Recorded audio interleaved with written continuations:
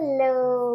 ဒီနေ့ breakfast ကိုတော့ပြပြကပဲထမင်းနဲ့ပစုံပေါင်းကြော်လေးနဲ့စီစဉ်ထားရေပေါ့နော်ပဲထမင်းကကြက်သွားပြီဆိုတော့ပြပြပစုံပေါင်းကြော်လေးကြော်ပြပါမယ်အိမ်နာကအနောက်ပေ90ဈေးကနေပြီးတော့ပစုံလက်တာလေးတွေ့လို့ဒါ9000ပိုးဝယ်လာပါတယ်ဘောချိတ်လို့ခေါ်သလားမသိဘူးပေါ့နော်ပြရိုးစီမှာကျတော့လေပစုံစိတ်တေးသေးလေးတွေနဲ့ကြော်တယ်ဒီမှာကျတော့အဲ့လိုပစုံစိတ်လေးတွေမရှိဘူးဒီလိုပစုံပဲပေါ်လို့ဒါလေးနဲ့စမ်းပြီးတော့ try ကြည့်မယ်ပေါ့နော်ဒီပစုံထည့်မယ်အနံလေးမွေးသွားအောင်လို့ဂျင်းနဲ့ကြက်သွန်မြူထောင်းထားတာထည့်ပါမယ်ဆန်မုံထည့်မယ်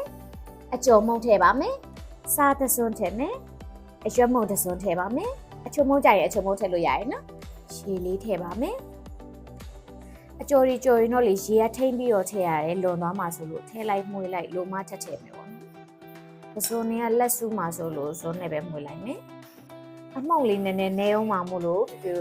အကျော်မုံသစွန်းနဲ့ဆန်မုံသစွန်းထည့်ပါမယ်ရှည်လေးနည်းနည်းထည့်ထည့်မယ်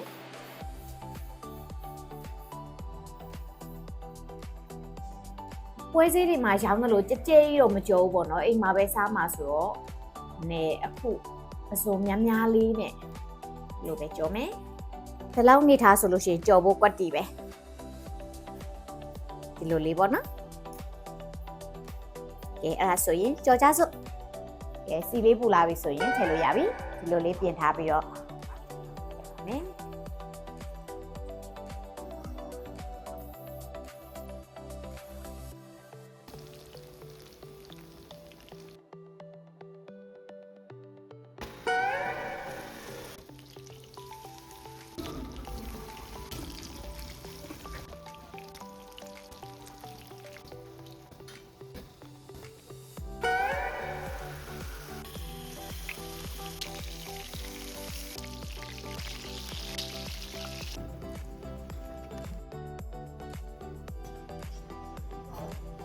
ပစုံပေါင်းစုံနဲ့တွဲစားဖို့အတွက်အချင်းလေးလုပ်မယ်ဒါကမကြီးတီးကိုတညရေးစိမ်ပြီးတော့အနှစ်ကလေးတိုက်ပြီးတော့ရှူထားတာလေးရှိတယ်အဲ့ထဲမှာစက်သွနီလေးထည့်မယ်ပြီးရင်မြုပ်သီးစိမ်းထည့်မယ်စားလေးထည့်မယ်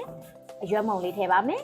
ကဲရပါပြီဒါလေးကတော့အညာအချင်းပေါ့နော်ဒီလိုရန်ကုန်မှာတော့များသောအားဖြင့်စော့ကျင်နဲ့စားကြတာများတယ်ပြိုးစီမှာကျတော့မကြီးကျင်နဲ့ပဲကြိုက်ကြပါတယ်ကဲခုကျော်ခုစားပစုံပေါင်းကျော်ပူပူလေးကိုမကြီးကျင်လေးနဲ့ဆွဲပါတော့မယ်ကဲဒီဗီဒီယိုလေးကြည့်ပြီးရတဲ့ပစုံကျော်စားကျင်နေဆိုရင်ပွဲစည်းတစ်ထိသွားနေစရာမလိုတော့ဘူးအိမ်မှာပဲပစုံ9000ဘူးလောက်ဝယ်ပြီးတော့အဝတာကျော်စားပလိုက်စားကြပါအောင်ရှင်